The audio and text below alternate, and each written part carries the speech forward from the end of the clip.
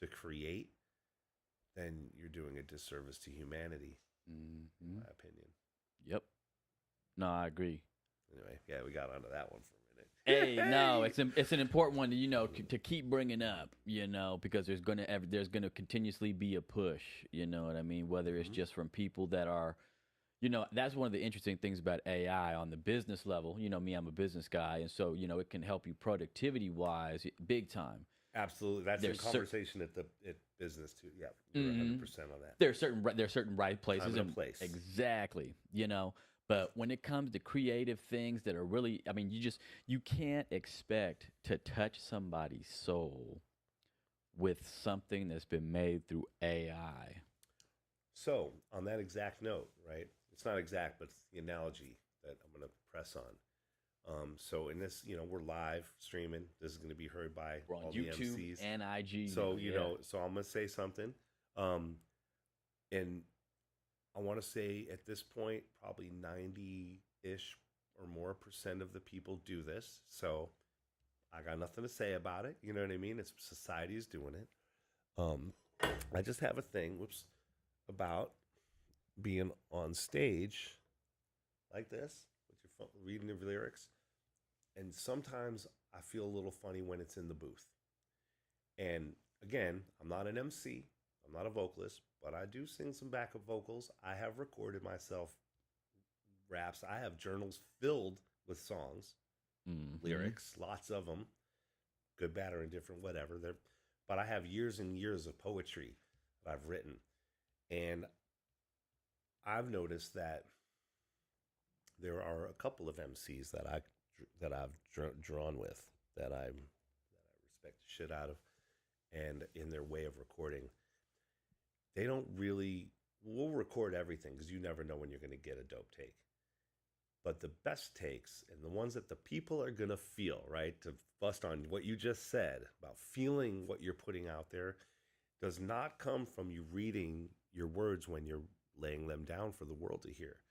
Because if you don't know your story, I'm not saying y'all don't know your story. So I just want to be clear on what I'm saying. My point is that to wait until you really know those lyrics, when you can say every one of those words and feel yourself in that moment, like capture that and then go record. Because that is when the people on the other end are going to feel it. Also, the listener should be the last person you're trying to impress, right? Because we're making art. So getting it done to get it done is one thing. If you're paying for studio time and you're getting it done to get it done because you need the budget to be moving, I get that. You know what I mean? But wouldn't it be amazing if, like, if you're into animals, I'm just going to sidestep for a split second, if you don't mind. You're good. If you look at your dog and you're like, I love you, they're probably not going to wag their tail and be all excited. They're going to go like this. They're going to shy away and wonder what they did wrong. And all you did was say, I love you, but you said it like a dick. Yeah. You know what I mean? You're yelling at your fucking dog. Yeah. Yeah, I love you. Like, so I'm just using that specific inflection, and your tone and your truth and your presence can be felt on the microphone subconsciously. I believe this all the way. If you can feel someone when you're in the room and you're like, I don't like that dude's vibe, like, that's what I'm talking about. Those waves exist in recordings. And for me, I just feel like stronger than ever. We built a union so strong that these ties will hold together and live forever. Like, I'm about to start crying because I feel that shit right now. That's some real shit. Like, do I feel strong right now because the crew that I'm surrounded by and the people that I'm surrounded by are are doing such great things here and are so hungry for this music and are really starting to, like, for again, there's this new just new huge energy. Even Casey's coming around, you know what I mean? Yeah. Oli hits me up. He's like showed up to a show. I'm like, yeah, man. Shout out That's to what's Case. up, man. You know what I Yeah. mean? Like, that's the best feeling ever for someone like me who's been in it for a minute. And there's all these old heads who are like, they're all paying attention. They can tell, they can feel what I can feel. So when you get into the booth, like, don't you want to be almost in tears when you're singing that shit? Do you know what that's going to do to your listener? It's going to make them cry, or they might actually change the way they think about life because they believed in you so much just by hearing your voice. Mm-hmm. So that's my personal whack off the cuff opinion, as a non-MC. But I can feel people. So It's true. I really get excited. I've seen a couple MCs like, okay, I'm ready, and they're just like, uh, it's like, yeah, man, this cat is about to lay it down. And where's his phone? Like, if I see the phone sitting out there and there's no notebook, and the dude's just sitting there with his eyes closed, just laying. It's like, that to me is some shit. That's the difference. We know. Yep. And that's when the art, it becomes way more important than what's on the other end of it.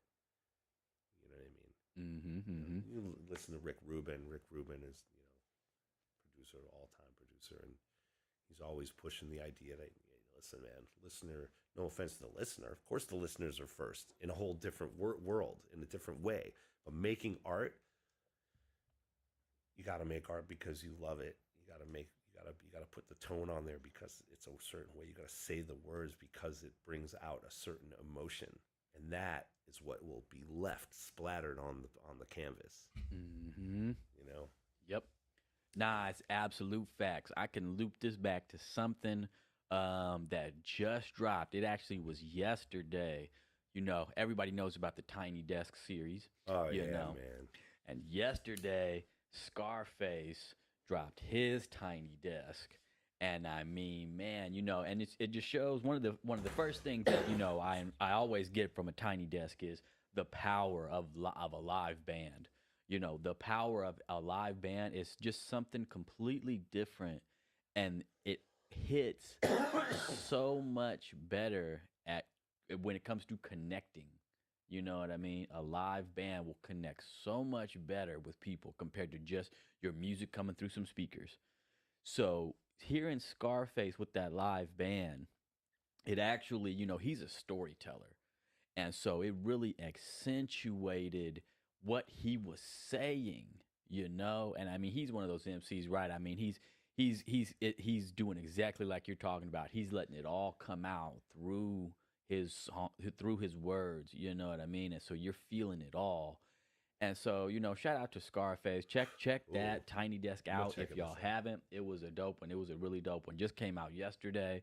But that was, that's one of the things that that live band, I think that was one of, other than the networking, just the general amount of networking and collaboration in terms of people meeting and, tapping in with each other on December 2nd.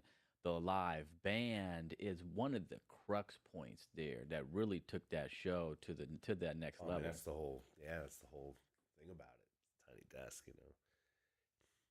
We've skipped on submitting to it, even though we should, Object Heavy. We'll get there. Ooh, that'll be sick. Yeah, we've thought about it. We know a couple of places where we would do it. We have a living room. We got we got some stuff. And just finding the right time. Maybe this year. March or something, isn't that? Oh, man, that'll be crazy.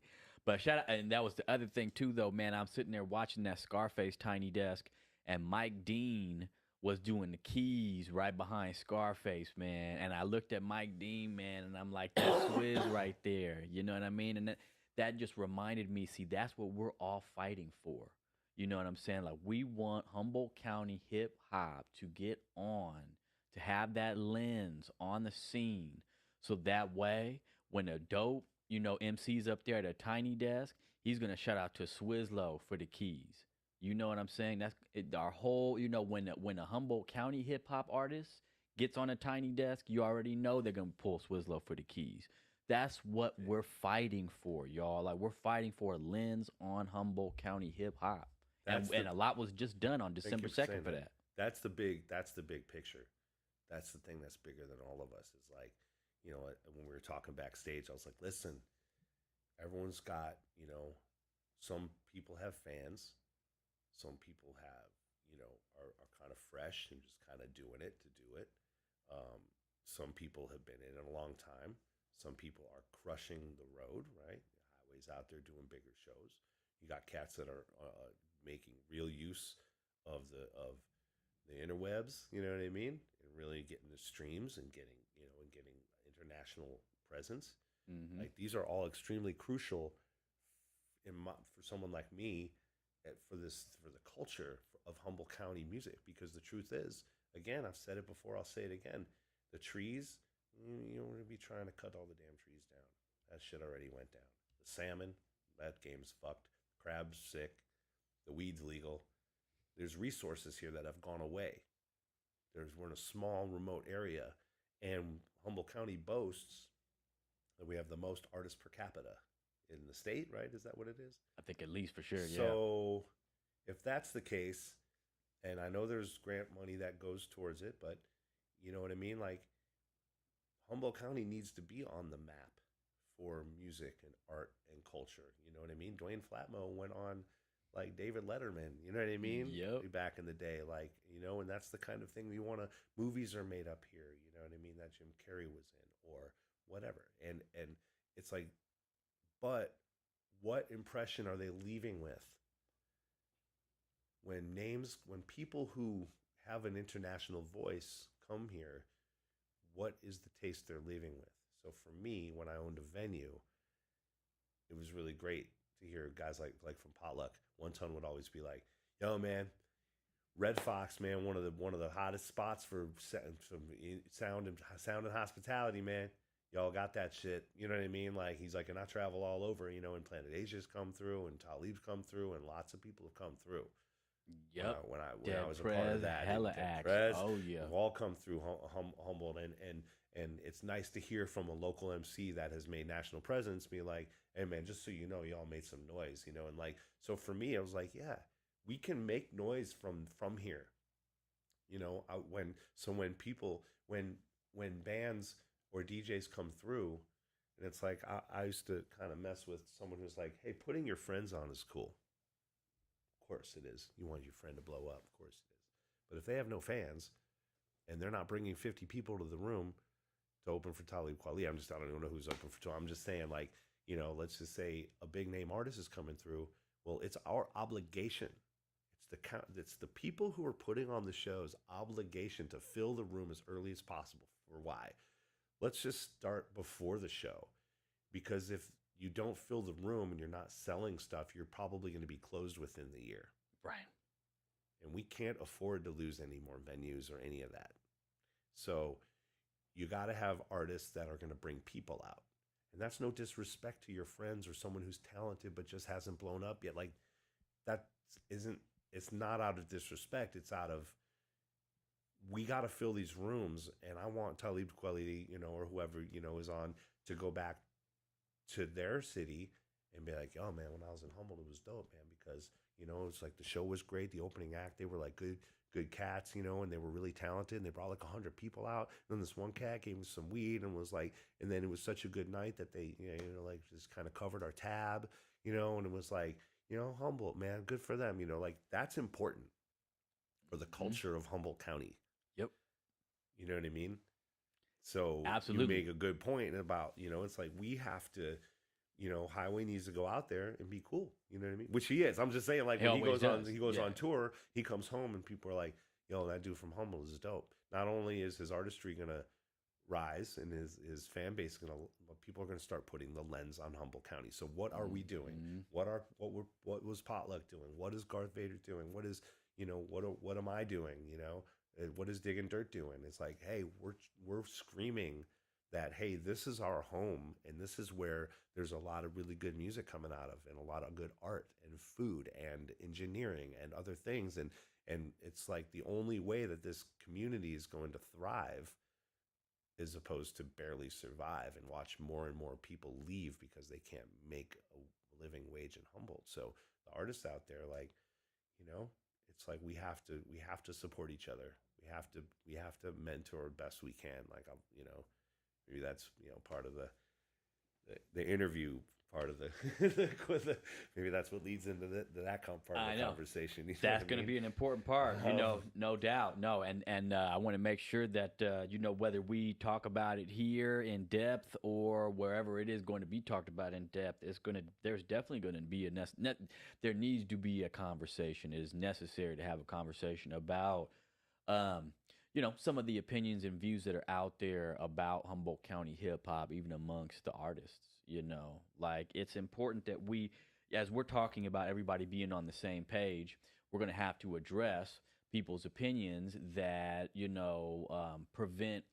potentially prevent us all from collaborating, right? And so Yeah. I think that again, this is kind of something that I talked to you off the camera too about, Swiss, is that while so people may not know exactly what we're talking about here, but in the short term future here, there is going to be some interviews that do get dropped for the community to hear.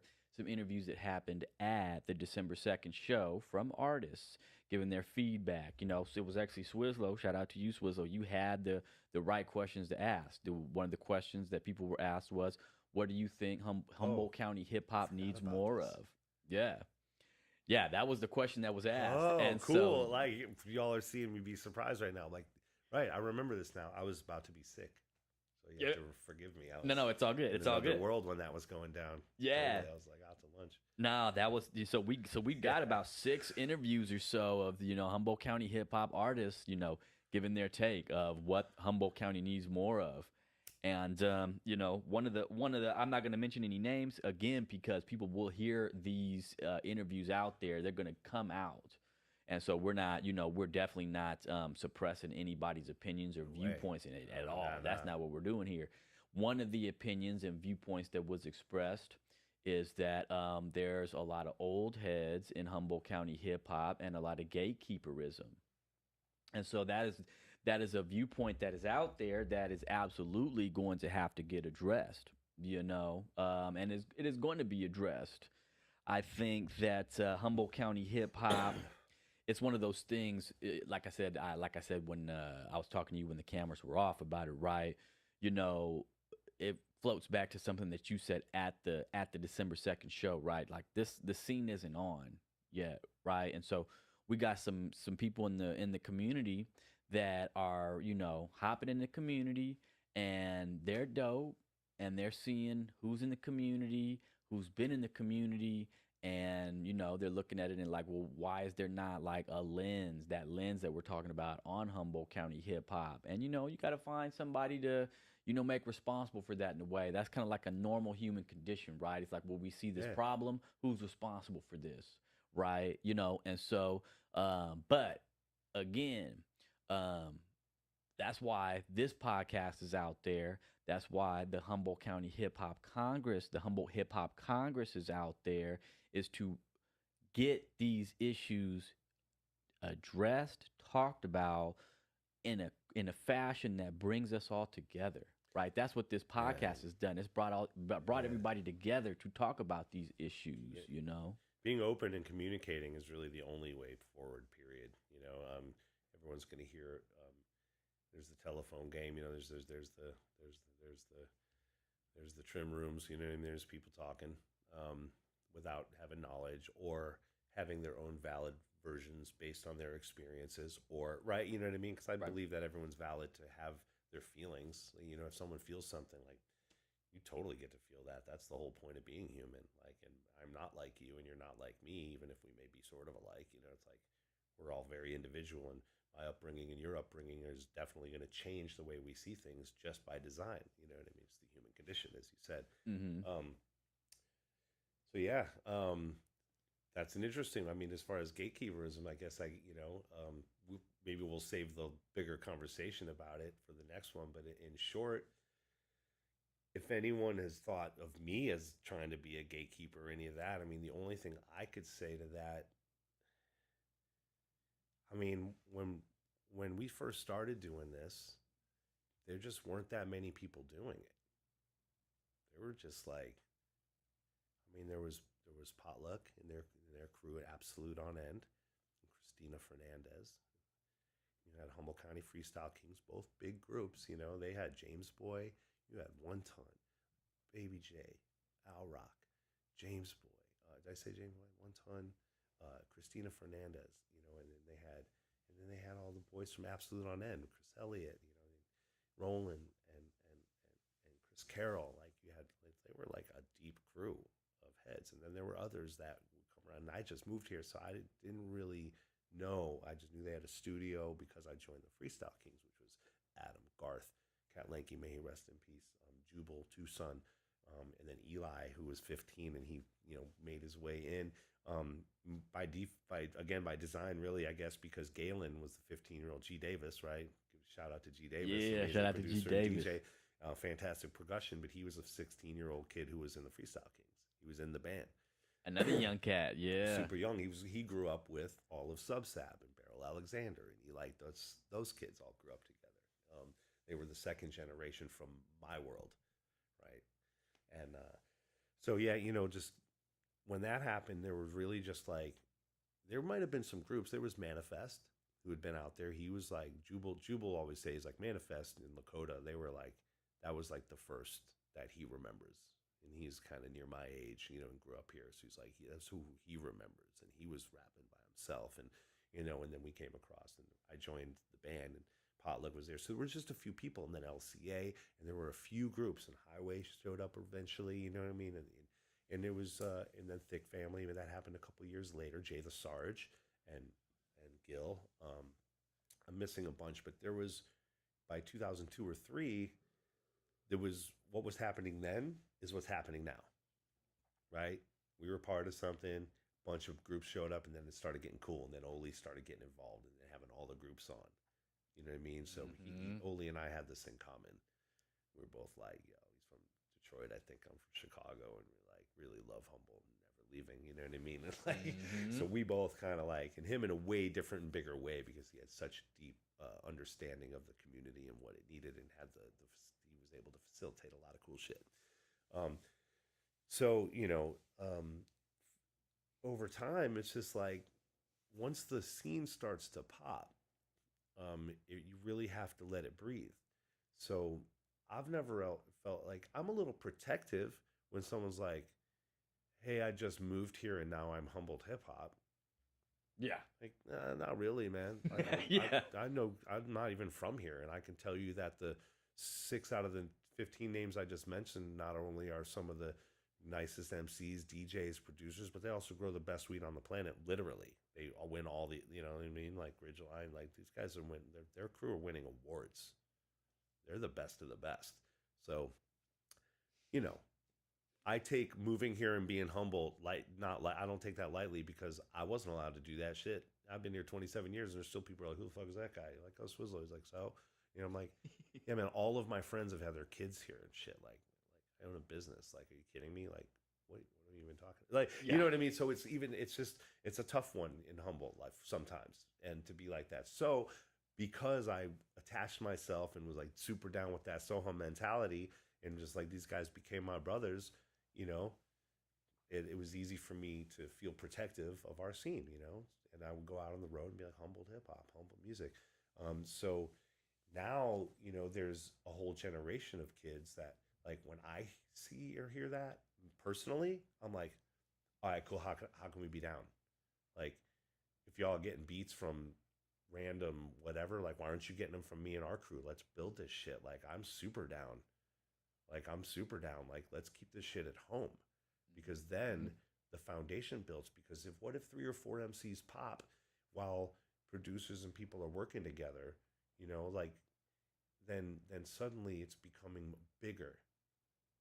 You know what I mean? The pillars, it's good to have your pillars.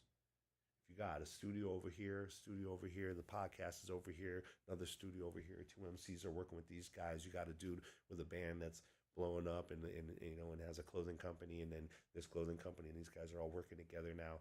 Now we have a story, a generations filled story that goes before my time in Humboldt to now, where there's kids who were born and raised here. Like when I'm finding out that two of these MCs are like family with Eli Fowler, you know what I mean? And Eli's just finding out like, oh, wait a minute, wait, your uncle is who? Oh, wait, you're what? Like, we we have a small, beautiful scene here, and everyone should be doing their own thing.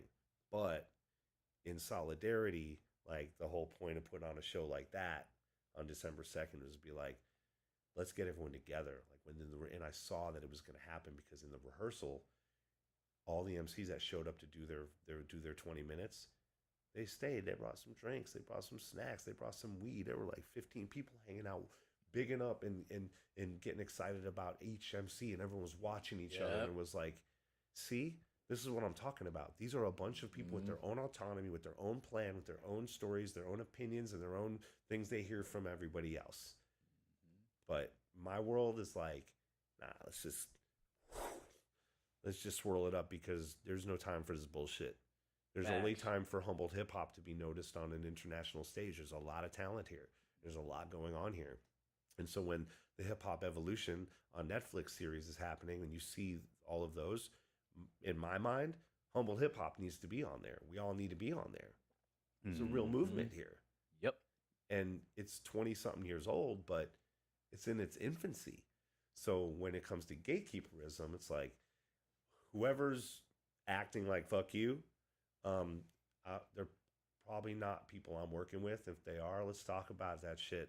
Because, yeah, there's no room for that. There's only room for growth. You know what I mean? So, and I've heard little bits of this early on. And, like, when they hear old head, I'm like, well, they must be talking about me. Right? Like, who else would they be talking about? Like, okay, maybe a list of us. But I know all these old heads. So who's getting called out here? And how do we fix that? Like, what the fuck even happened? I haven't heard of some people. And I'm like, oh, man, you don't even know me. Like, are you kidding me? I've, like... supported a lot of people over the years. That's why shout out to Kai. Just one, like, you know what I mean? Like his studio, like, every time we hear that there's a new MC, we're like, oh, you want to come to the studio? Like, for us, it was like, all we want to do is put Humboldt heads on. So that's why, when it comes to gatekeeperism, I'm just wondering who thought who was the gatekeeper. And I'm down to tell the truth about that, or at least give my version of the truth so people know that no one's trying to hold anyone back. Every MC and artist gets to be the kind of artist they are, even on the subject of, lip syncing or not lip syncing, right? That whole thing, that's a whole big deal too. You know what I mean? And it's like, we all get called out for feeling a certain way. And it's like, man, I don't, you know what, honestly, as a producer and a mentor and someone who wants to see Humboldt hip hop thrive, just fucking sing over your shit. I don't give a fuck. If that's what it takes, you know what I mean? Like, I don't care. Yeah. Like, I really don't. That has no bearing on whether or not I'm going to have another day of hip hop or music or my life. Now, of course, I am old school. I do believe that when I hear somebody on a recording and I'm like, yeah, they're fucking dope. Well, then you don't really need your track. Just fucking sing your shit.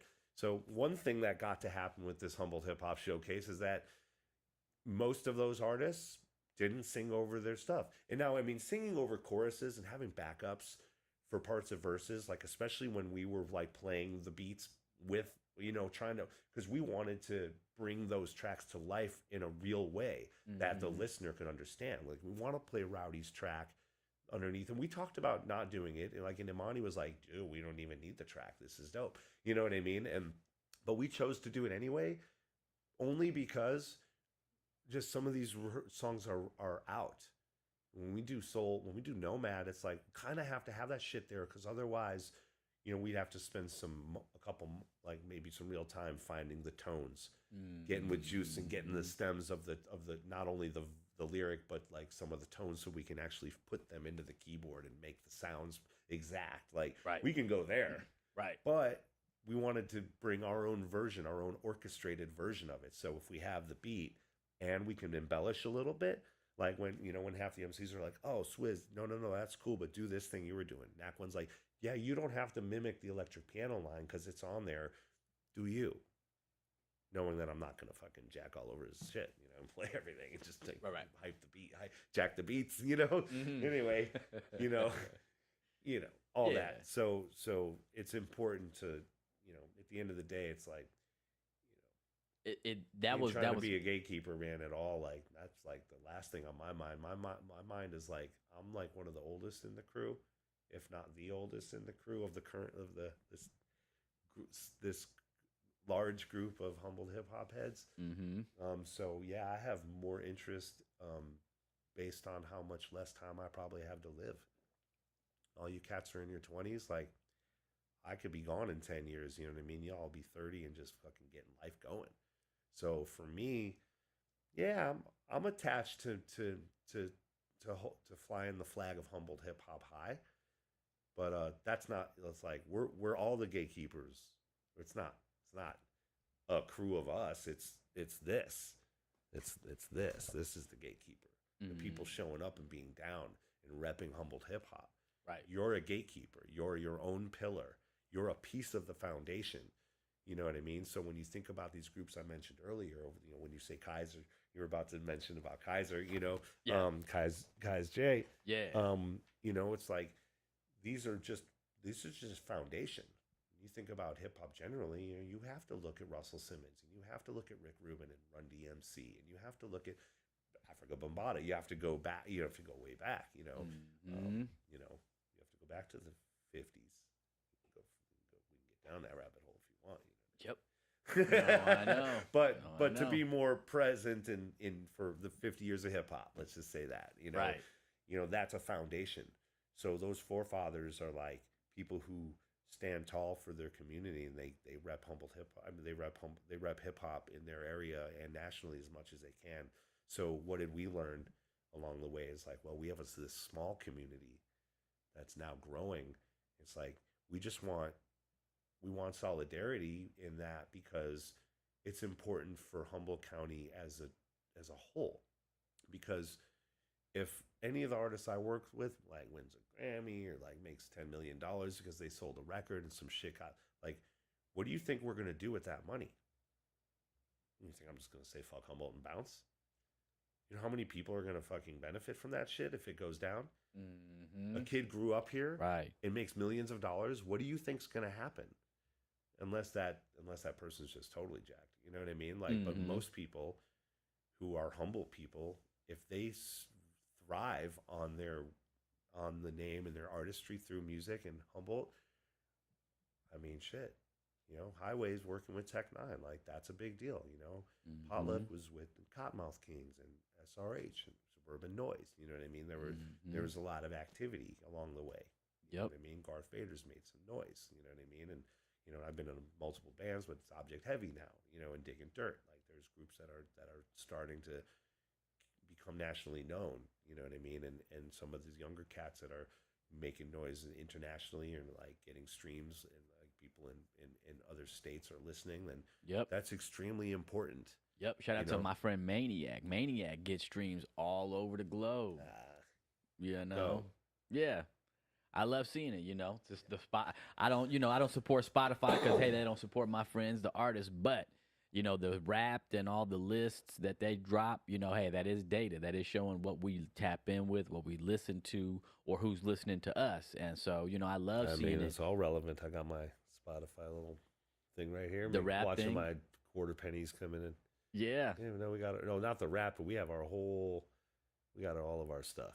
Oh yeah, I pay attention to exactly how many male, female, non-binary, not specified people are have to listening to our shit. have to know your You demographic. know what I mean? We know exactly where our demographics coming from. It's really important. It Mhm. helps us target market Yep. different areas. It knows where our records are currently playing, and if we're getting where are we getting love? We're getting love in Australia, France, and Germany right now. Our top city is Sydney, Australia. Like we've never been to Sydney, but our music's been there. You know what I mean? So I bet they like funk out there. Yeah, they do, and funk they and like soul. hip hop, and they like all that stuff, and so yeah, so I mean, any way for Humboldt hip hop to get out to the world stage is a good look because it will ultimately, I believe, it can affect the economy because if Humboldt hip hop blows up on a major level, and let's just say 6 or 7 of these artists break through on some kind of thing and are now bringing money into the community. You don't think there's going to be a studio somewhere where kids are going to get to work? Right. You don't think I'm going to start a scholarship and make sure kids are learning to make music? Right. You know, Just One's going to not teach kids to film and DJ, and Nat One's not going to teach you how to, you know what I mean? And then some of these kids that are in their 20s and 30s, what do you think they're going to do? I already know. I've seen all my friends do it, and I'm a lot older. So it's like, you know, I know the world's changed a bit, but there are riders for this community. And you know, let's just say out of these 20 people on here, if 4 of them stay around, and one of them, like Zach from Zigzilla from Area Sound, Yeah. I mean, he is a highly respected educator and doing big things for Humboldt County education. Mm-hmm. Like, this is an MC. Yep. You know what I mean? Who's just all down with it. Dr. Oop. He's not only internationally known, he's, you know, Project Blowed status. Yep. Cali. Project Blowed. He's part of the LA Hip Hop Orchestra. I don't know exactly what it's called. Decay Orchestra, yeah. You know, and he's up here. He chooses to be here. And he's doing his thing here. And what is he doing? He's teaching kids. Mm-hmm. You know what I mean? These like, that's the kind of thing that I believe is important to not only the culture of Humboldt hip hop, but important to the future economy of like, if you want to stay here, we got to find a way to make money. Mm-hmm. And if we can get that music out there, if we can work together to help each other get that music out there, if someone's good at blowing the fuck up, and this person's good at putting on the show, and this person is good at the marketing, well, we have a real opportunity sitting in front of us. Right. And, you know, but every breath is a gift. You know, you got to fucking open every gift that comes your way. But there are people that are wanting to work together. Yep. And have always been that way. So I know we're on the gatekeeper thing. So that's my, if I'm being put in the gatekeeper's conversation now, you've heard how I feel, right? So here's the key. You know what I mean? All we had was good weed. All we had is a few friends who grew weed and had enough money to help us live the lifestyle. So I owe pretty much everything to Humboldt County. It's kept me doing this life. And now when I hear people like, wow, I never thought I'd have a band, or maybe I should have a band, or hey, can we make some beats together? Or wow, I've never done this before, and oh my God, I think I'm going to go do this, and oh, we should collaborate with that. Like, you know what that makes someone like me feel? Like, right. Shout out, thank you. You know, yep. It's hard to stay humble sometimes, you know, in a small community. Yeah. But now I feel like I've always been a bridge. Bridge, you know, so bridges. That's what Kai's J was saying. Shout out to Kai's J. You know, he was giving you those props on that episode 51 of the podcast, the Humboldt Storms episode. You know, he was giving you the props because you have been in the community for 30 years, just supporting, you know, just working with artists, going to artists' homes, recording with them, dropping, you know, the leads, dropping keys, dropping bass lines. And never getting paid for any of it. Right. I mean, you know, and that's hours. That's not and a hours. disrespect. That was just because we could. It was because we didn't care what was going to happen with these songs. I cared the most. I think I'm the one who was like, man, you guys don't want to win Grammys and shit. I want to blow the fuck up, you know, because I have vision of, you know, camp for kids, and we need a piece of property. So we need land where we can grow food. And we can have kids come out there with the music therapy and sound therapy, kids with cancer and leukemia, whatever you have, you should be able to come out there and learn team building. You know, it's like it helps you with your social justice issues. And this is where the Hip Hop Congress comes in. It's like we want to grow food. Like when people, if anyone's like, Hip Hop Congress, Humboldt Hip Hop Congress exists so we can actually like start programs for children and bring in and just implement hip hop culture into the community. Mm-hmm. Ain't trying to be rappers, you know. That's not what the Humboldt Hip Hop Congress is at all. Yeah, no, either you're a rapper Congress or is specifically based on how can I create a program based on the Ink people's, you know, abilities to help me go house to house in a neighborhood in Eureka and ask them if we can. If you can donate a small garden space that we'll take care of, or teach you how to grow the food, you give it to us, we get the bounty together, and we distribute it between the whole neighborhood. And now everyone's got homegrown food. Like, right? That's what we're Mhm. trying to do at the Hip Hop Congress. We're Right. trying to bring artists to Hoopa and to down by where South Fork in southern Humboldt, the two most impacted areas in the state that are getting hit the hardest. They have the lowest graduation rates in high school. Like, we need to go there with our equipment. We need to go there with our pads and pens and our, and Rex needs to show up with his floor and his crew, and we need artists and musicians and marketing people to go show these kids that they could totally live an art life and actually maybe even have a living doing it, if not for anything else, to learn to express themselves, fight for social justice, talk about what they believe in, get into politics or whatever, settle a Mhm. beef. Yep. You know what I mean? What's hip hop based on? Revolution and settling beefs and shit. It's like, yo, we're not going to shoot each other. Right. Can't really afford to do that. Like, they're already trying to kill us, right? Isn't that the? It's like a big Mhm. part. And forgive me, I'm a white kid. I get it, but like, you know what I mean? It's like And that's a lot of the foundations of hip hop. Yep, and it's right up here in You Hoopa, know? like you're talking about. You know what I mean? Like, it's definitely hip hop could be that outlet for, and it has been a lot outlet for a lot of indigenous youth in the area, right? Mhm. Shout out to Superman. Shout out to Cali Los Mikio. Shout out to Joaquin Thunderbird. These indigenous artists that are from And around here that are really, Big Mr. Chief is another yeah, one. Mr. Chief, and yep, then there's Big Big Suave. Suave. Yep, You know, yeah. that kid's hungry, man. He made everyone work that night. That was from what I could tell. When you get He when you set the get a cat like tone. that jumping off the stage into the crowd and just going all in, Yep. it's like suddenly, if I was on next, I'd be like, oh hell yeah, here we go. It's time to get lean Yep. in. It's time Yeah. to get into it. You better be ready to take it up after that one. No, big time. And see, that's what I love about this community is that, the indigenous artists that are out there, I saw that Superman show that he did for free at the Eureka High School, right? And that thing was packed. And that's only right. I love seeing a lot. I have a friend who had a daughter, you know what I mean? And just happened to be, Superman was singing a song that like her, this young girl's grandmother would sing her like every night kind of thing. And Superman just happened to like sing this song, man. And she was just a video of this girl just breaking down in like tears, like, oh my God, like connecting. She's never gonna forget that her whole life. She will never forget that connection that Superman made with Heavy, her. man. Yeah. And that's what we it's got for. happening in Humboldt County. That's what it is, and that's the whole point of doing these bigger things, right? There's so much less about, we're the hip hop Congress. Competing and all that I mean, shit. the hip hop Congress isn't even built on that at all, right? It's not built on any kind of competition, right? It's just Right. really just finding out that, hey, what did the Humboldt Hip Hop Congress accomplish in its first year? Just on a small level, we're able to put on events and be integrated into the Friday night market. That's a big deal. Summer Music and Arts Festival is a Summer big Arts deal. and Music Festival, we became the partners of Kidlandia. They integrated us and gave us half the space to create art and hip hop music and have breakdancing lessons and I mean those are two big things to happen for hip hop in Humboldt County. And I'm just gonna be that person that says it because I think it needs to be said.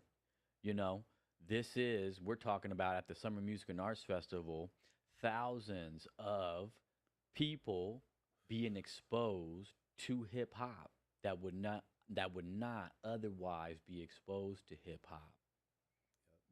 And the Hip Hop Congress did a great job. Shout out to NAC One, shout out to Eli Fowler, Goldilocks, Zigzilla.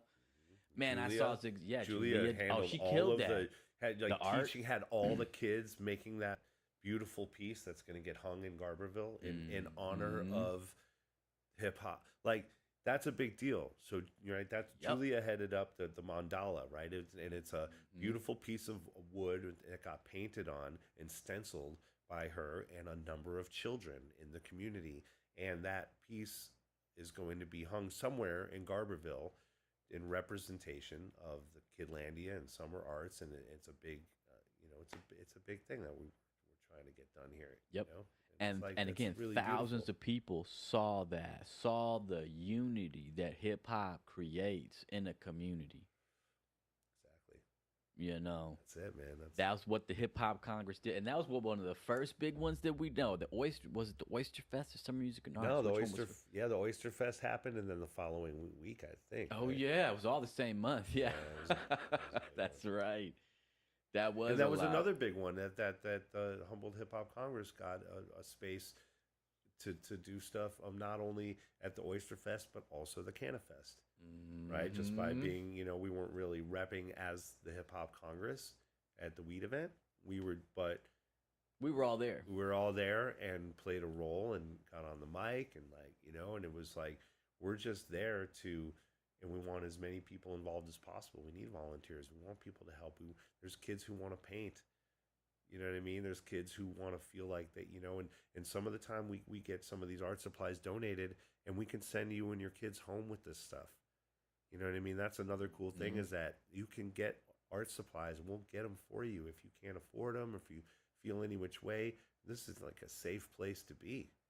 So to create something like this in the name of hip hop for Humboldt is pretty cool. You know what I mean? Like a bunch of years ago, that wasn't going to happen. It just wasn't. Nobody was trying to have. Now,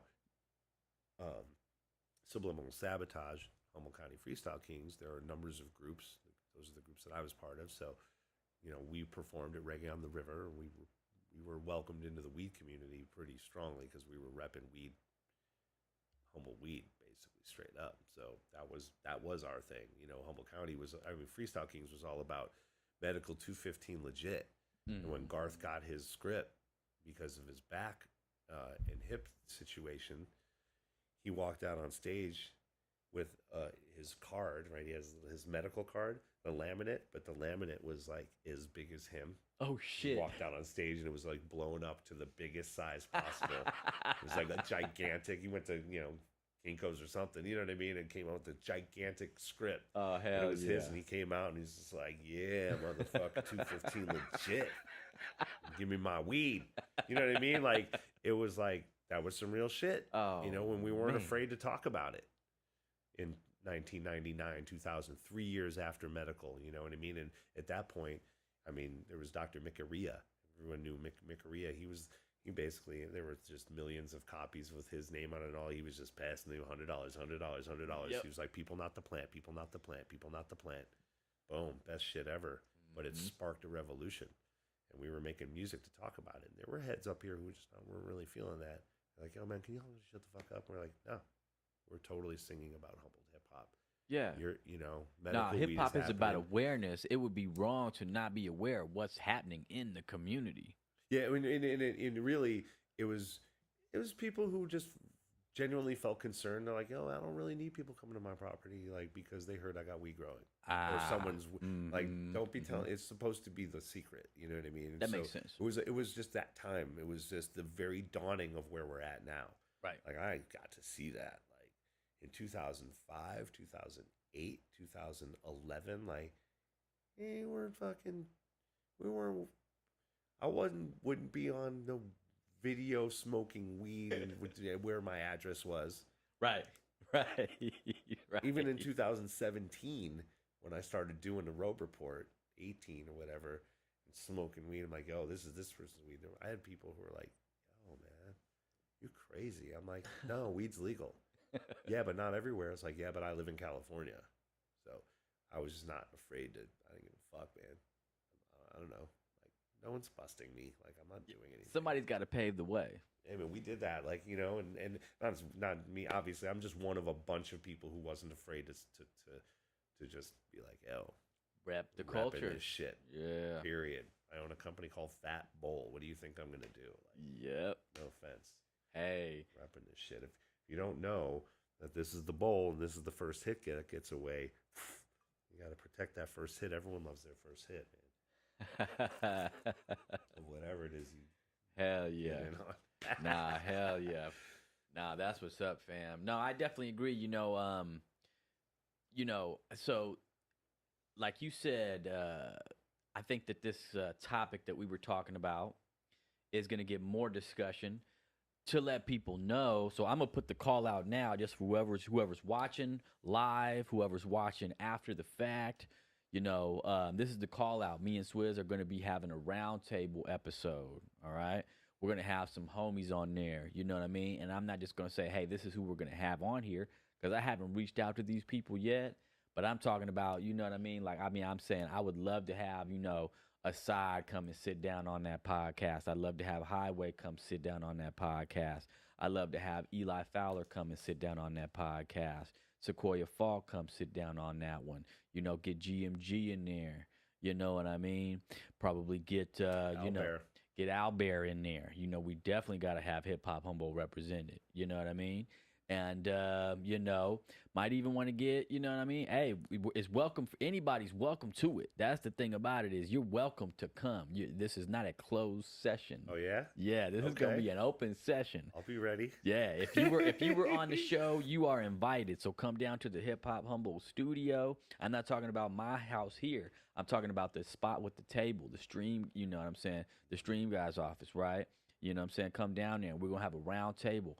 We're going to talk about all this. We're going to talk about those interviews. We're going to have all those interviews to play. The interviews that were taken by, shout out to Ree Marie from the Ghetto Time Machine on the Humboldt Hot Air radio station.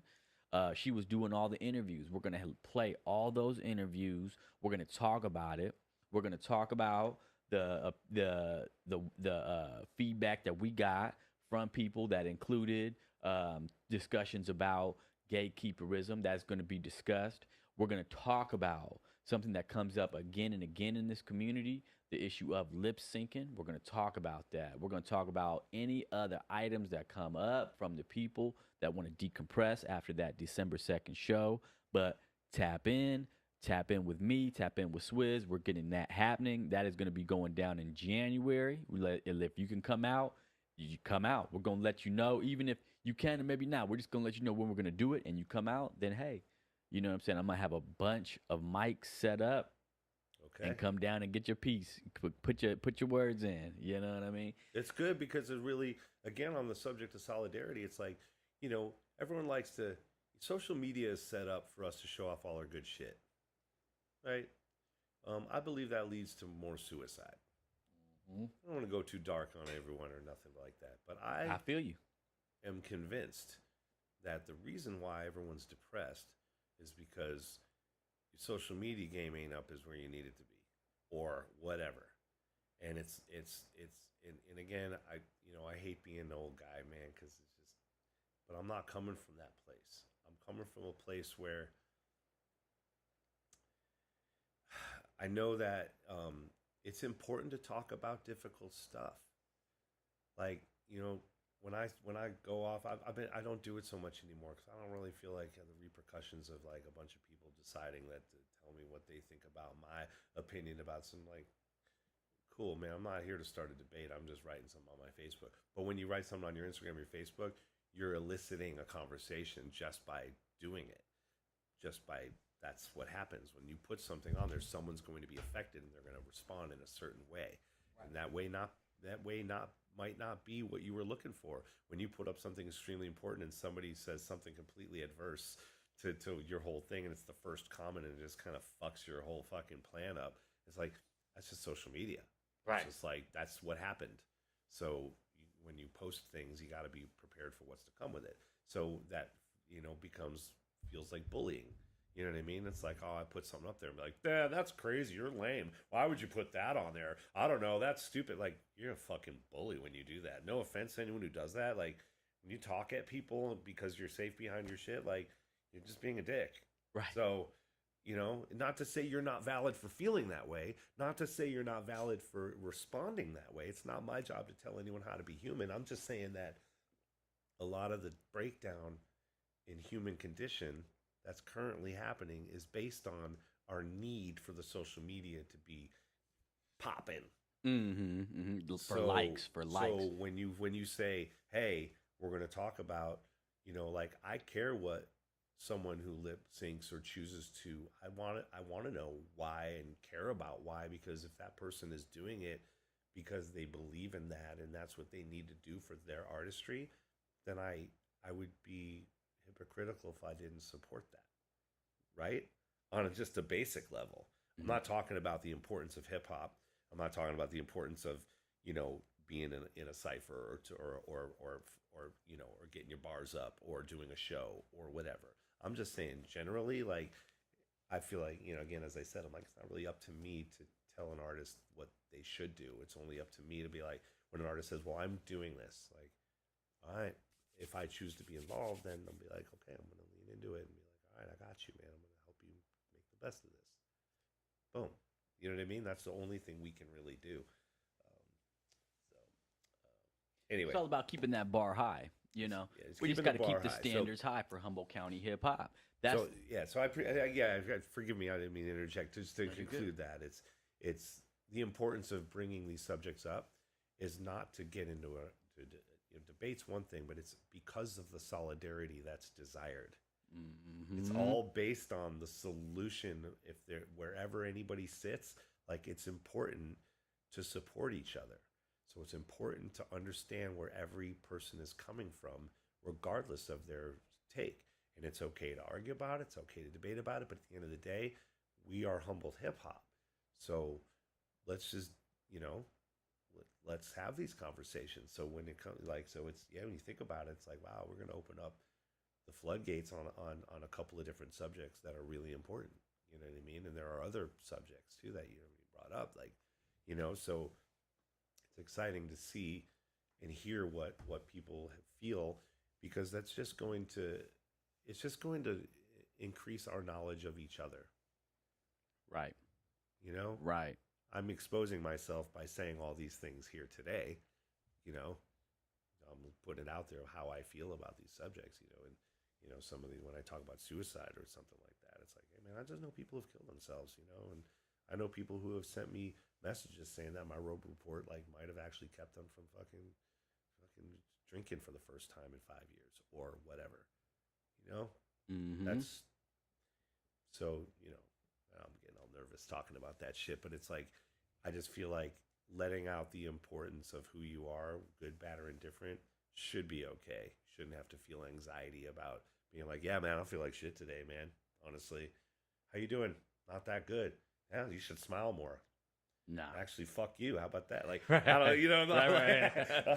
Right. No, I know. No, I don't have to smile more. Like, you know what I mean? Like, that's the thing is like, oh, what's up with your vibes? It's like, I don't know, a relative passed away, or you know what I mean. It's like that's the thing we don't understand while people are not in a great mood, and it's like, you don't need to be bullying people because they're having a bad day. Why would you do that? Like, you know what I mean? And I use the word bullying a little. It's like I don't mean to use that lightly or anything because there's a clear definition of what real bullying is, but when it comes to the social media, it's like yeah, we're going to talk about these things because they're important to talk about, and it's okay. Because at the end of the day, it's like what happens at the end of a basketball game or the end of a boxing match. These dudes aren't like, fuck you, man. They hug it out. It's all business. Right. It ain't personal. I ain't trying to attack you. Right. I just have, certain people grew up a certain way and have a way that they want to do their hip hop.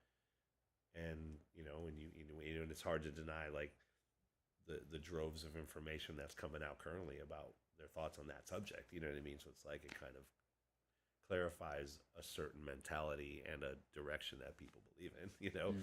But again, that's for the round table. I was more just saying that it's exciting to be like, hey, we're going to talk about difficult stuff too, and y'all are welcome to be part of it. Yeah, it could get interesting. That's what we want. Right. You just, have to. You can't shy away from those conversations. I'm the type of person I look at however people want to perceive or interpret karma, the concept of karma, right? But it's my kind of thing where if opinions out there weren't addressed, if opinions out there like any opinions that are criticisms of the scene aren't addressed, that is something that could lead to the scene not getting on. The scene operating and firing on all cylinders like we saw on December 2nd. You know what I mean? See, that's what we need. That's what we need to continue to happen. And issues not being addressed, opinions and people's valid perceptions, because it's their own. You know what I'm saying? That's what validates it. You know what I'm saying? Whether or not that is, how that relates to the rest of the scene or any other interpersonal relations with people, Hmm. that's a different story. But you know what I'm saying? Like to not address people's opinions about things out there, that leads to not dissent, but you're The gonna have division, people, it's right? It's division, divisive, and 100%. it's just keeps it just creates a rift that doesn't need to exist, and it can also be dangerous when a certain narrative, right? If everyone just believes a certain thing and no one ever talked about it, then it's like, wait, that's not how it someone feels about this or that or whatever. It's like if it's Hmm. addressed and it's like, oh, then it won't be a whole bunch of people who are like, yeah, fuck this or fuck that. Like, Right. you know what I mean? It's like nobody wants that. Nobody I know wants that. Yeah. In anything, it's like we just want to have a good time and like and be stoked about giving lifting people up with their art, because I believe that art and music is like extremely important to our area, and I'm a musician who plays keyboards and I have the ability to travel, and like, yeah, man, of course I'm excited about that shit, right? It's what we're excited about. So Heck yeah. pushing the culture forward is crucial. So the only way to really do that, and when you say it's like people may not get on, it's like there's an attitude that happens. It's like, if, back in the day, it was like, oh yeah, it's Humboldt drama shit. There were some Hmm. periods of time where it was like, oh yeah, it's Humboldt. Okay, cool. We just don't even need to deal with them, Hmm. right? And then certain people wouldn't get a gig or whatever, and it's like, yeah, well, that's not if you're trying to do that for real. You can't be like you can't be. You have to. Sometimes it's okay. I'm not saying to be complacent by any means. Like I'm certainly not complacent. You know what I mean? But there's a time and a place for all things. You know what I mean? And sometimes business is business, and if you want to get put on, it's okay to be eloquent and professional and on time. And my bandmates will laugh at me. Richard and Ian and Leo, and whether it's Sam or Dan who's with us, and I'm always like jockeying everyone for being on time. Like, yo, like we got to be there at this time. Like, okay, Swizz. I'm like, no, no, no. I know. I'm sounding like a manager right now. This sucks. I want to be the keyboardist, but we're a super pro crew. But it takes time. Like, it's like over about 5 or 6 tours of us being on time and being on point. And Leo's super easy to work with, and Ian's like really, they're both tech savvy and they understand. Like our sound checks usually go really easy. We all know what we want. We're all like, no, we're good. Like we're all naturally just cool um, with the scene because we're pro. And it's like we get asked back, and then we get paid more. Hmm. And then people are like, "Oh, those humble dudes are solid, man. They're good dudes." So, and our booking agent is like, it's exciting, just go off on it, but it's like just an example of what it takes to get to earn the the goodness that comes with being cool. Hmm. I don't mean cool, being cool, man, being down, being open to what might happen. And it's like, there's people close to me that'll laugh because I'm usually pretty rigid and straight, and I'm like, I push my agendas, for lack of a better word. My agendas are our agendas, you know what I mean? But I push what I believe in pretty wholeheartedly, and it's just important to be malleable and to be able to work with something that may not seem like it works, but it's like there's a bigger picture here.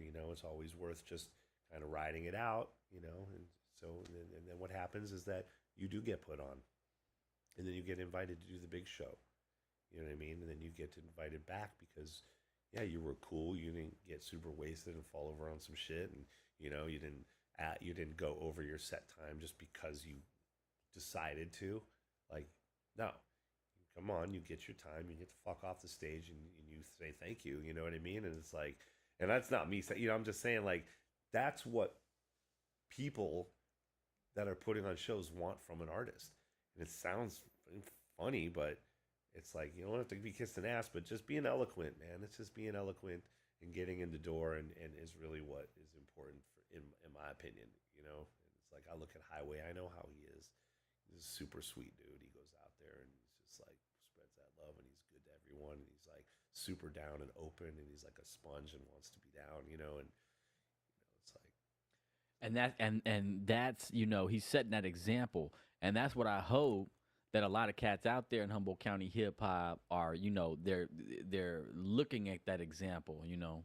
It's important. You have to have somebody to, nothing ever just very very few. There's only so much novel thought nowadays, right? There's only so much new things out there, right?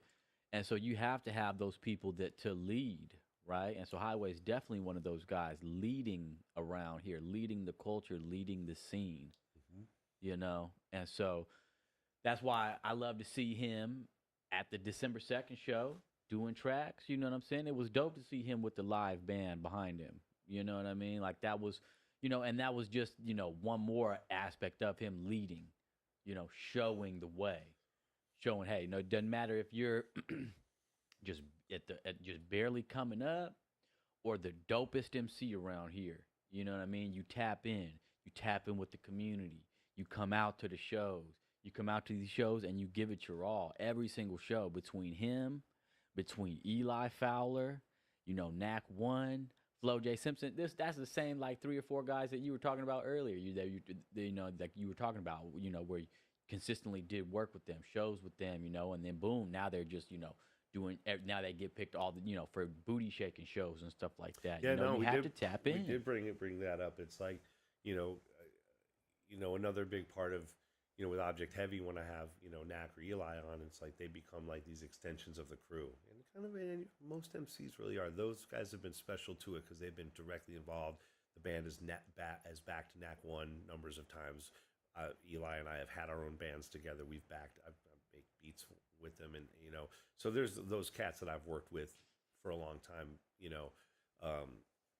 but is Object Heavy having a name where they may had a name, but there was a period of time where it was like, we got to get you guys on these bigger shows, man. You know what I mean? How do we do that? You know what I mean? And so their game is professional. They got demos. They got all the shit. They got everything you need.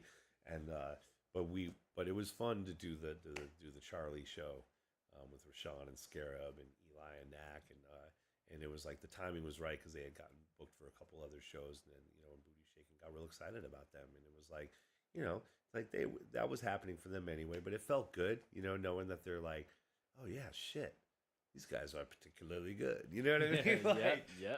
So that was really fun to be like, oh yeah, hell yeah. And they've been invited over the last few years. They've definitely, like, we did the next day, we did the Oyster Fest after party thing, and it was Rashawn and Scarab and Droop and Eli and Knack and the band, and then they rocked with the DJ for a while, and it was like the place was jumping. You know what I mean? And it was like, our crew's always gotten the love in different ways, but it's just nice to see that happen.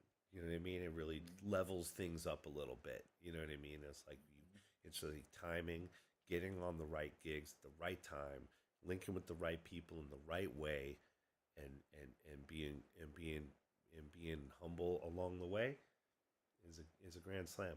It's a win. Mm-hmm. It's a win, and it usually gets you put on for other shit. It's just showing up and being down. Like, if you don't show up and aren't down, you just eventually don't get called. And that's not anyone's fault, like. Well, that's why Fat Bowl gets called for like the Canifest. You know what I mean? And that was something else that we were talking about earlier too. Is wanting artists to come out. Like, it'd be dope for Talib to come and see the Fat Bowl Cypher that's going to happen next month at the Blue Lake Casino, right? After his show, that would be dope. Mm-hmm. That actually, now to anybody that thinks that Talib Kweli coming out to the Fat Bowl Cypher is not a possibility, let me tell you what, you must have missed the video or just what happened at the Fat Bowl Cypher at the Canifest, because Kabaka Pyramid came out to the Fat Bowl Cypher. He came out and he liked what he saw. I'm just going to tell you. He came and he was for about 20, 30 minutes. He didn't get on. We were standing there. He was peeping it. Right? Yeah. He wasn't trying to get on. He was just trying to check it out. And then he was, I think I was standing next to you a lot of that time. Mm-hmm. It was like, yeah, he was getting more excited.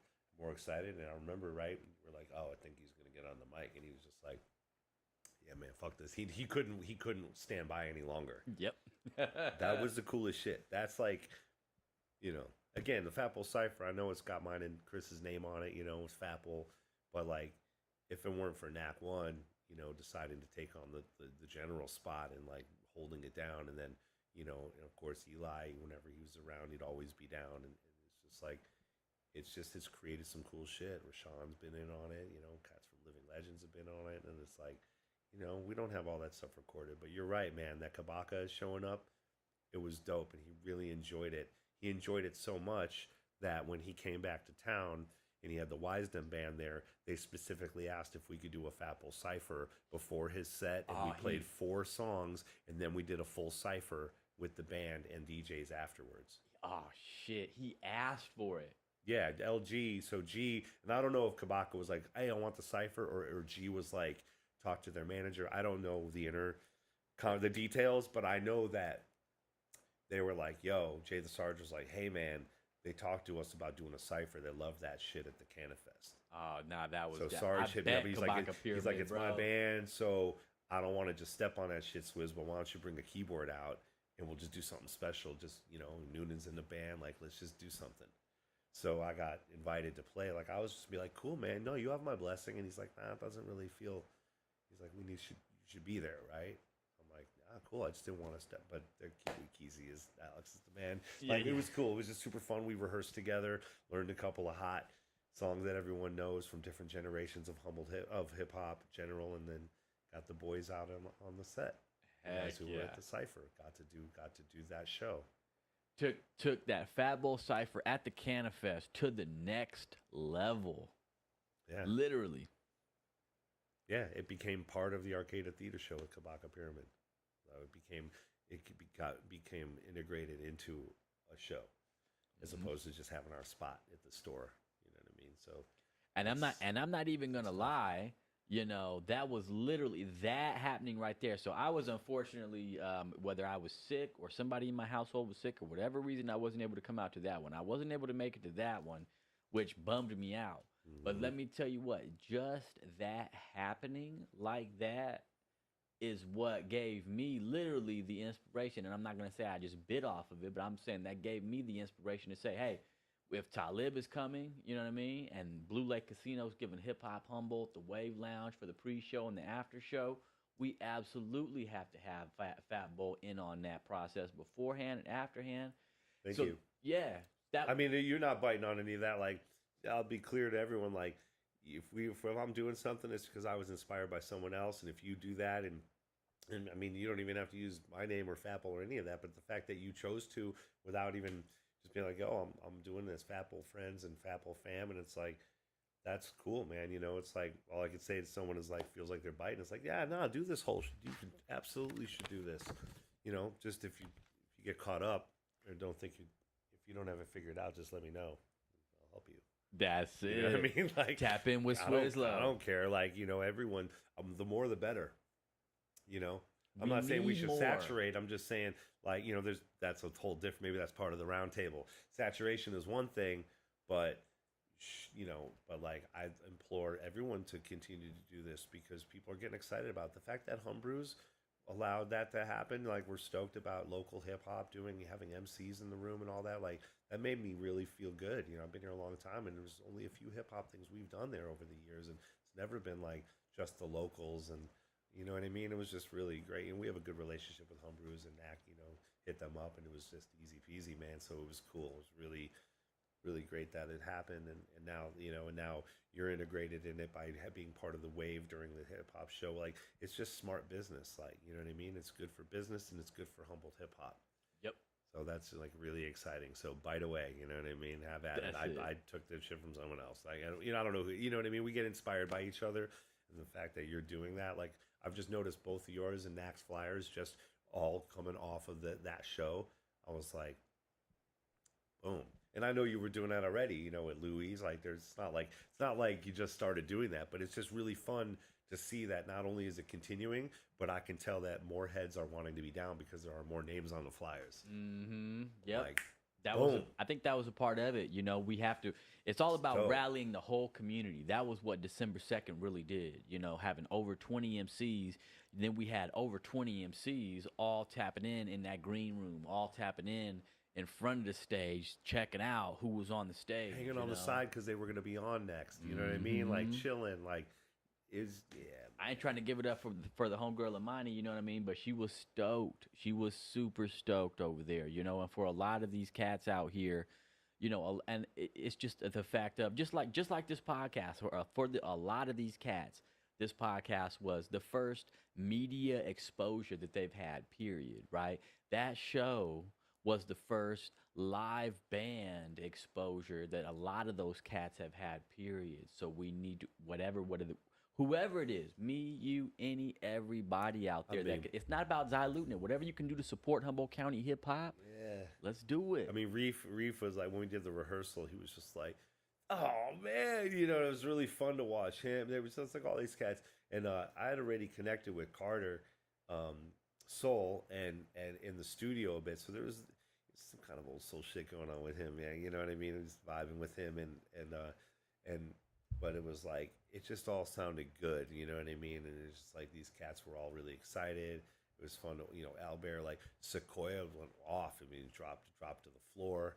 Like, you know what I mean? It was like Height owned his shit. You know what I mean? Like, you know, Chemistry was just like, I'm gonna make these songs better than we did the last time. Like, she's all excited, you know, like that's the greatest for us.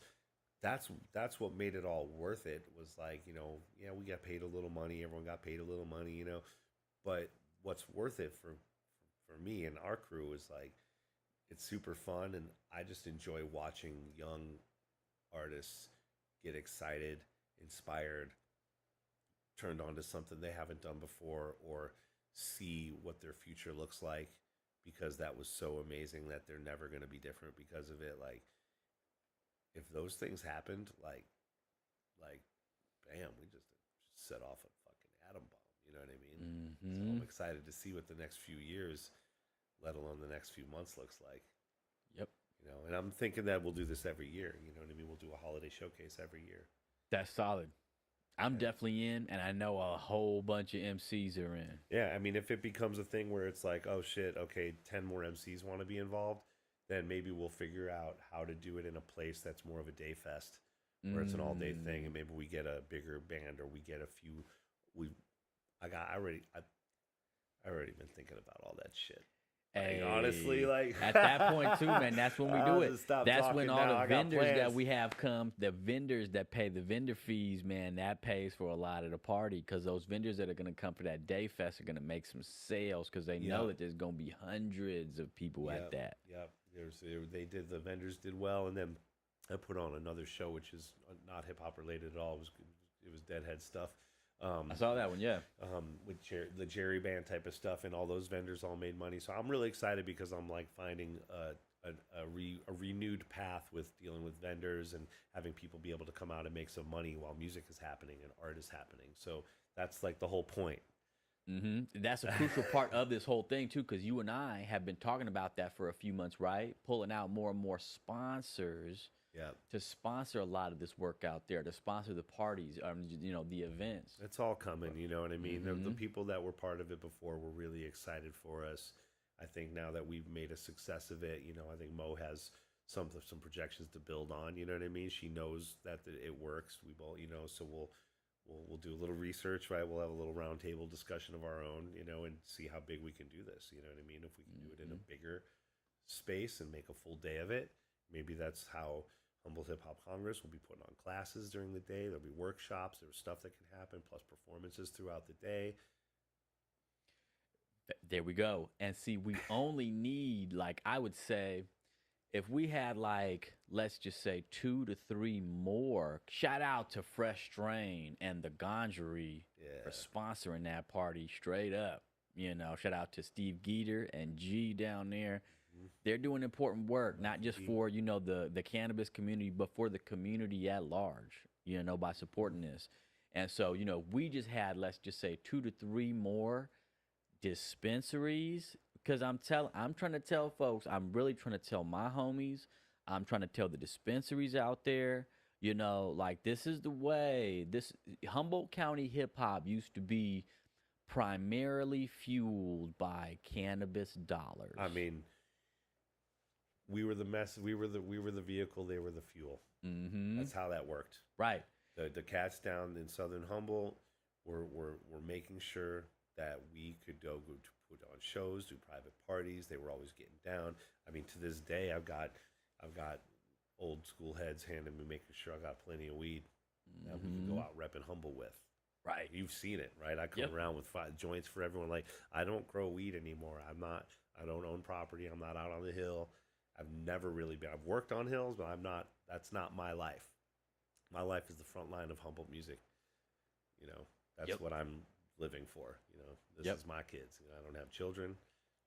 This is what I'm living for. The youth are out there now, though, man. Like we're talking about Rowdy. You know what I'm saying? My guy Albert.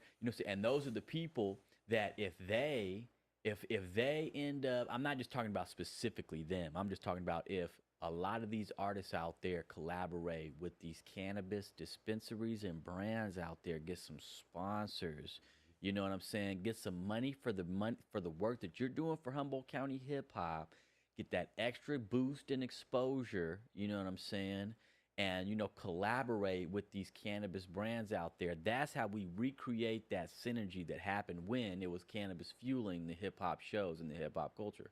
You know what I'm saying? It needs to be the same thing. That model works if these businesses can afford it, and you're traveling through California, or if we're getting closer to transport. You know what I mean? We want to start having us make noise in Oregon. If we want the brands to be present in different states, we can certainly be wearing banners and doing, and even if we don't have certain product with us, we're repping what's happening, because state to state transport's coming. It's all coming. Mm-hmm. So it's like, in the next 5 years, it'll be interesting to see if the cannabis industry, local cannabis industry, and the local music industry can continue a path that was paved many years ago. You know what I mean? And before us, there was Rod Deal and the Ideals.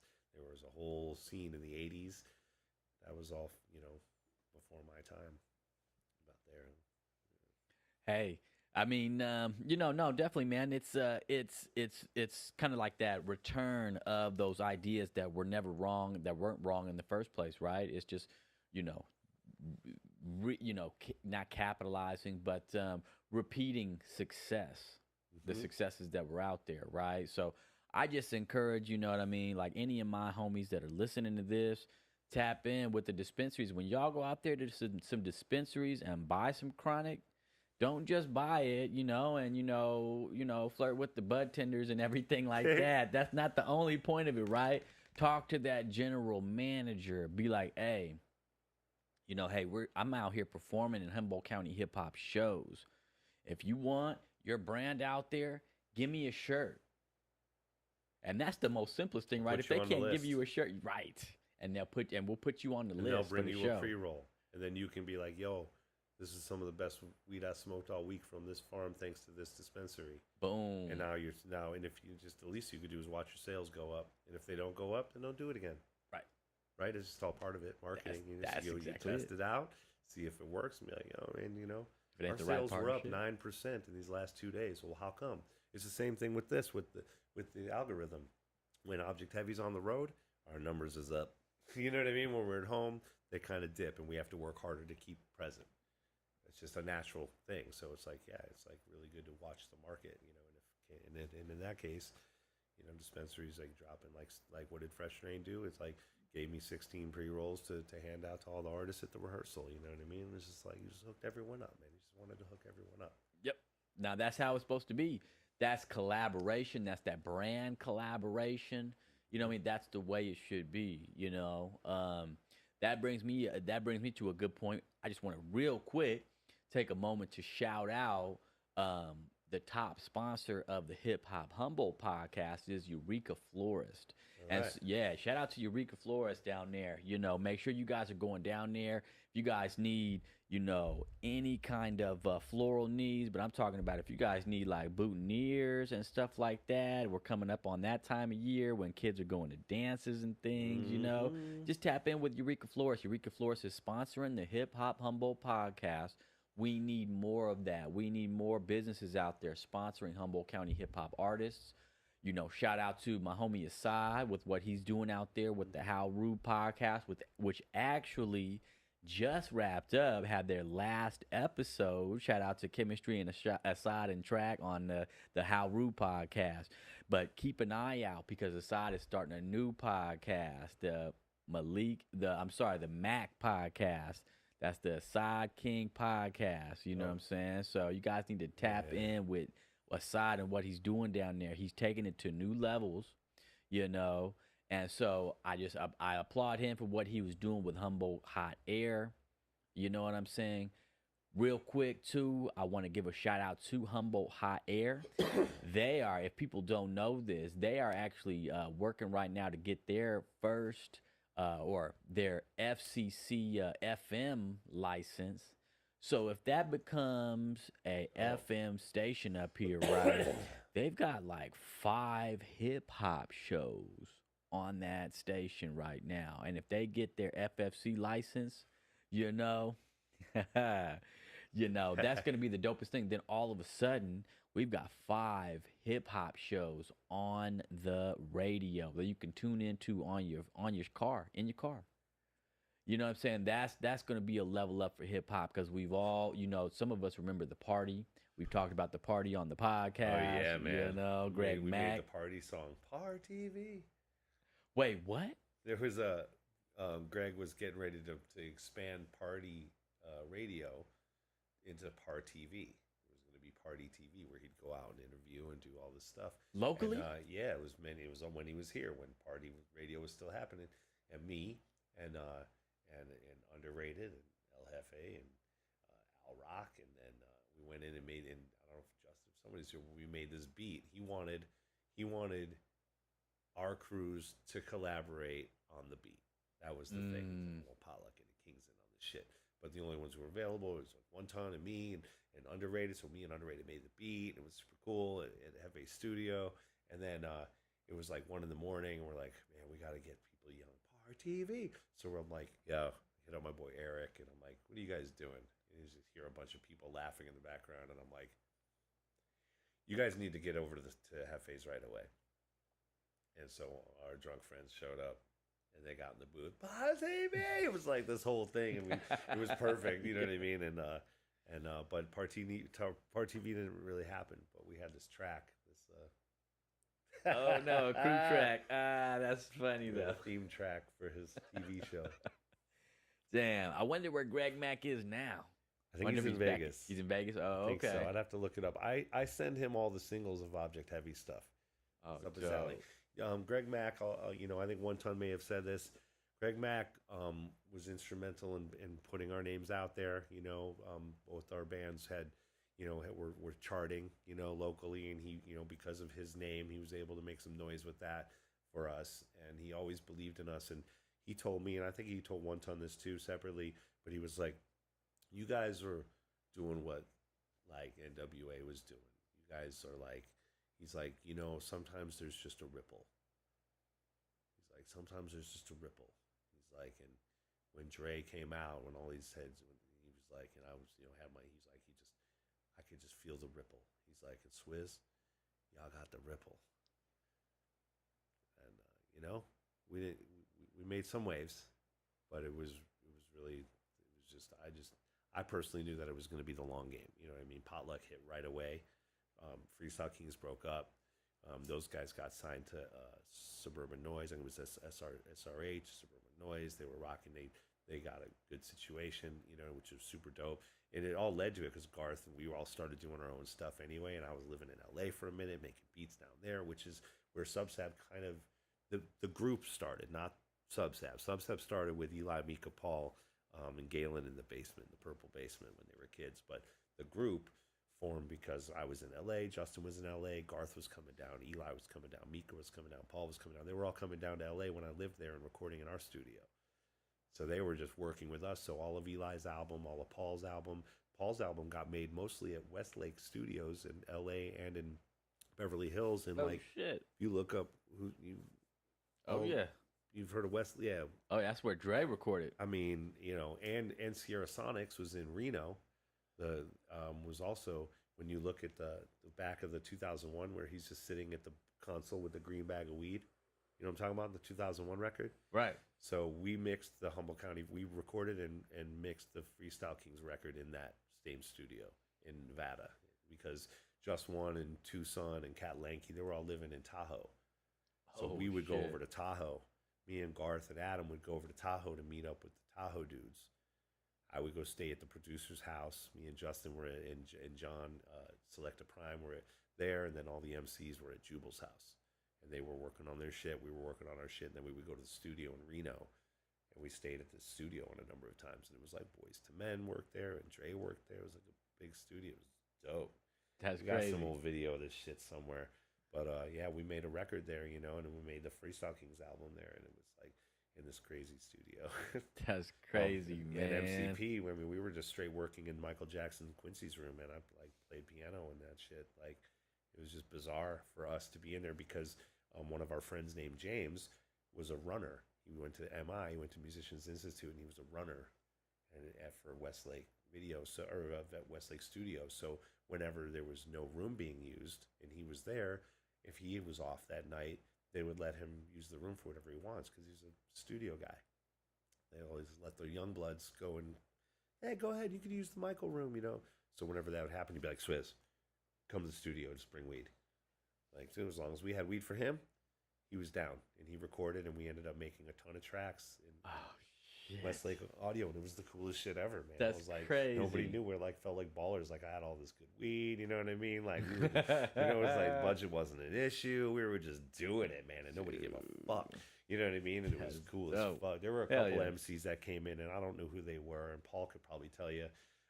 But there were a couple of cats who were like, just showed up. Oh man, what y'all doing up at man?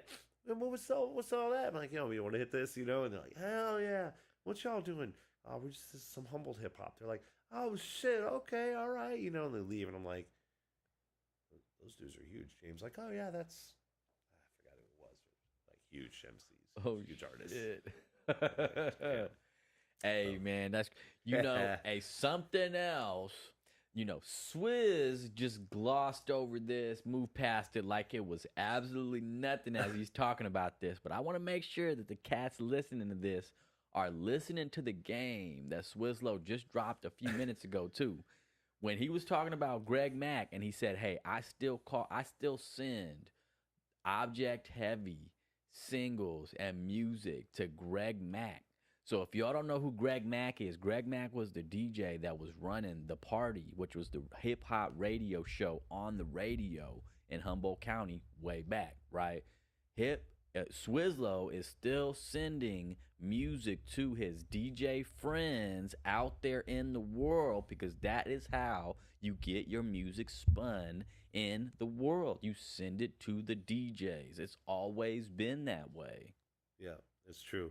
I mean, and thankfully, Object Heavy's with Color Red, which is a record label, and our distribution is handled. So we also get that. Like, for example, if you needed my music, if you needed Object Heavy music, I have a catalog link, right, that you get. It has all the information. It has thumbnails of it has all the credits. It has everything. It has who played what on every track. It's got literally all of the album liner notes, and it's got all the links to all the stuff. So as a radio DJ, you can sit there and go through the catalog link, and you have access to the whole thing. See, that's what's and up. We send that to everyone in the world, everywhere. Dialed. See, that's what's up. Hell yeah. And we send it, and we specifically send it again when we're going to certain cities. If I know we're going to be in a city in 3 months, well, you better believe that I'm going to make sure that they're playing our music on that radio. Like, that's kind of a newer thing for us now, but it's an old thing that should have been happening, but we weren't there. Now we are, so.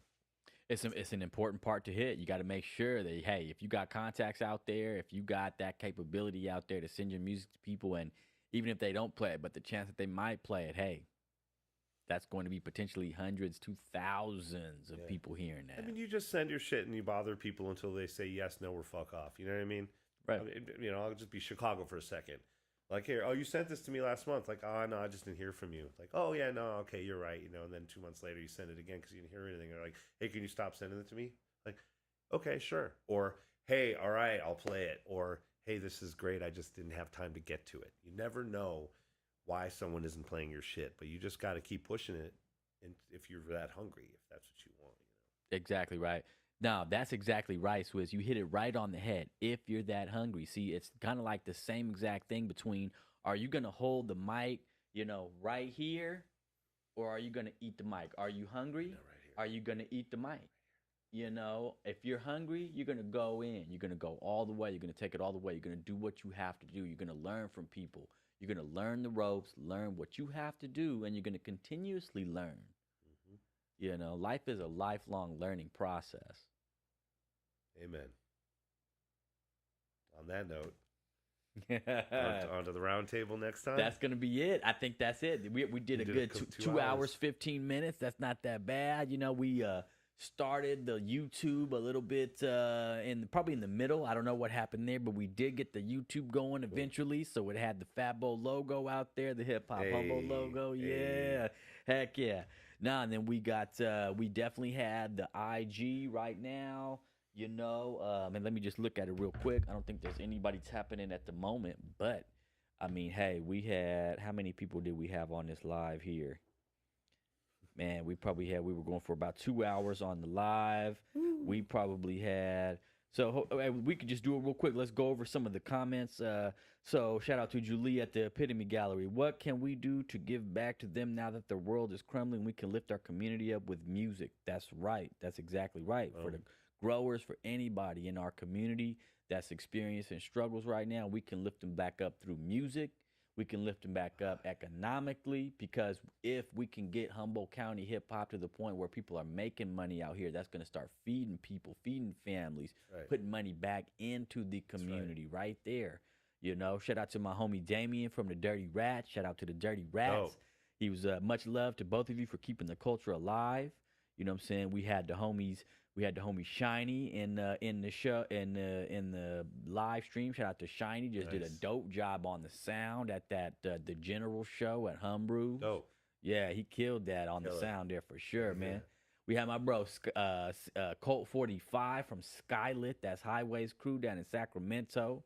Shout out to Colt 45. Who else we had in here? We had my homie Cosmo Free in the broadcast. Cool, dope. Yeah, Julia, another comment here from Julia at the Epitome Gallery. There's a great amount of youth talent coming out of Hoopah. That's facts. Yep. There's a lot of dope comments. Talent coming out of there. You know what I'm saying? Yeah, we had a lot of dope people come through. Any other? Let's see here. Shout out to Just One. Shout out to homegirl Angela Cotherman. Shout out to Rough Ian. Oh. Yeah. Good. I said a lot of shit. Heck yeah. No, we had Juice in the pod. We had Imani Eternal in. Cool. Heck yeah. We had ATG up in here. Yeah. It looks like Julia was in there for quite a bit. Shout out to Julia and what she's doing down there at the Epitome Gallery. Mm-hmm. Yeah. Lots of stuff on sale this week. Fatbull sale too. She's got some of our stuff down there. That's it. We'll be down there making the place nice in the next couple days. There we go. And you could also get you can get Fatbull gear down there. Get some Knack One gear. Get some Sunny Wong gear. Booty Shaking was up in there, whether that was Gary or Yuri. Shout out to Booty Shaking. Shout out to my homie Gary out there. And yeah, that was about it. I mean, we probably had a good 70, 80 people in there. That's not that bad at all. Hell yeah. That's not that bad. All right. Shout out to y'all. I want to really give an important shout out to Swizlo. Thanks you so much, Swizz, for coming through for this Swizlo Sessions. I can't wait for the Swizlo Sessions Part 4, man. I know it ain't gonna be a year, and it's not gonna be. We're not gonna wait till after the next holiday showcase. Mm-mm. But between now and the next Swizlo session, just tap in. That's what I want y'all to do, is tap in with Humboldt County Hip Hop out here. Tap in with the shows. That's the main thing for me. Is that and I just want to say this real quick too. I'm not, at the end of this, I'm not trying to bring it all down or nothing like that, but I'm just saying, I just want to get my opinion out there on something. I was starting to feel, a little, I was just starting to feel a little discouraged out there because, me and my homeboys, shout out to Height, shout out to Albert out there, what I'm saying? My crew was out there doing some shows. We were doing shows, really every month, literally from July till about November or so. And, I have a lot of friends and folks were tapping in. Folks were coming out to the shows. but not everybody was coming out to these shows. So I'm really just hoping, this is a shout out to my friends in my extended circle. Please do tap in with these Hip Hop Humboldt shows in January, the Talib Kweli pre-show and post-show at the Wave Lounge at the Blue Lake Casino, January 13th. That's going to be an important one. I got my homegirl Chemistry's on that one. I got Bars is on there. The Fat Bowl Crew's on there. I'm talking Knack One, Flo J. Simpson, Eli Fowler. Those are the three best performers in the county right there. You know what I'm saying? Hosted by Albert. We got Ruffian and ATG on there and Area Sound. So you know that you guys already know the vibes in that place is going to be up. I just bought a few $100 in new lights for that event. Right. So we got it. We're upgrading. We're upgrading around here. I'm not trying to be out there doing anything less than pro for Humboldt County hip hop. That's how I'm trying to be. So that I just hope that, the community, reciprocates that. Come out to these shows. Come out to the Planet Asia show at the Arcata Playhouse, February 8th. That's going to be some fire right there. Thursday, February 8th. Full circle, man. I like this, man. Yeah, with the big names. Prez came through. Talib's coming back. Planet Asia's trying to come back. Yep. Here we go. That's it. And that's just to start 2024. That's the first 2 months. Yeah. I can't wait till the next CannaFest, man. Oh, man. We'll be doing something there. That might be, I'm not going to say that might be. That's probably going to be the dopest thing all year. Something's going down. Shout out to Steve Geeter with that one, man. Yeah. Hey, shout out to the whole county. Shout out to Humboldt County Hip Hop, everybody that makes this culture what it is. Shout out to every single person that tapped in, that performed or came to that December 2nd show, to the December 15th show at Humbrew's. Tap in with the general shows. Shout out to Knack One. Come see us on New Year's if you're in town. Come see Object Heavy. Boom. At Humbrew's for New Year's Eve. If you want to get down for a super, super funky ass dance party, we'll be there. Heck yeah. What day is that? December 31st. Boom. Oh yeah, that's the New Year's Eve party right there. Saturday, Sunday, I think. At the Humbrew's. Humbrew's, yeah. I think I'll be there. I like that extra too because it's not gonna be too crazy. There's gonna be some spots New Year's that might get a little too crazy. Humbrew's is gonna be right. He's gonna hit the spot. It's gonna be right there. It's just a night of love music, man. Love music, man. Soul music for the soul, man. Oh, that's Object Heavy right there, man. Heck yeah! Shout out to Object Heavy and what y'all. Every single year, you guys take it to new levels, and I can't wait. I've heard some. I'm not gonna tell nobody, man. I've heard some stuff that's coming 2024. Oh yeah, he heard some shit that no one else heard. That happened. Make sure you tap in with the Robe Report. That's where you hear some special things you might not hear other places. Right? I do play references there. Heck yeah, because I know that not too many people are listening. Hey, they're tuning into the Robe Report though. Shout out to you, Swizz. Tap in with Swizlo on Facebook. That's where you find the Robe Report. He also does it on Instagram. IG too. I just don't have a schedule, so I'm just there. Sometimes in the morning, sometimes at night. That's the best way to do it, man. That way, when you see the notification that Swizlo's going live, you better tap in. That way you find out what's going on. Hey, Swizz. Thanks a lot, brother. Man. Till the next time. Thanks, y'all. Peace, y'all. Peace. Yeah.